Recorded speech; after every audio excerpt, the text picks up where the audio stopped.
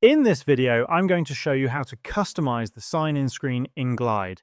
First of all, head over to your Glide app. Once you are here, to customize your sign-in screen, click on the Settings option from the upper side of your screen.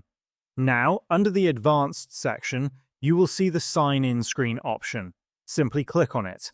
After that, you will be able to see all the options on the right-hand side of your screen, which you can customize.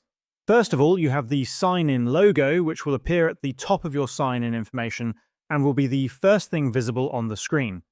By default, it is the logo of your Glide app, but if you want to change it, click on Upload, select a new logo from your device, and click on Open.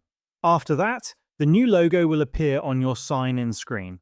Next, you have the background image option. You can click on Choose an image, then either paste the URL of your background image, select one from the stock images, or upload one from your device. I uploaded one from my device, and after uploading, the background has been successfully added. However, the color of the main sign-in section also changes when a background is added, which may not look very appealing. If you prefer, you can remove the background image to keep the screen clean. You can also enter a greeting message such as "Welcome" and a small description below it, which will be visible on the sign-in screen. Lastly, there is the option to add a user agreement.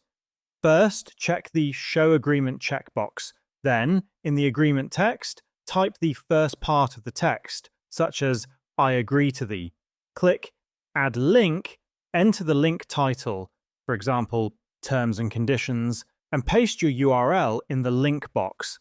This will create a complete sentence with a functional link at the end. Once you are done with all of this, open your app link to view the sign-in page.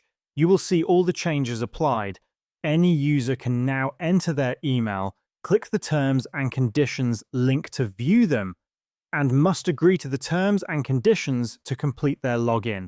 And this is how you can customize the sign-in screen in Glide.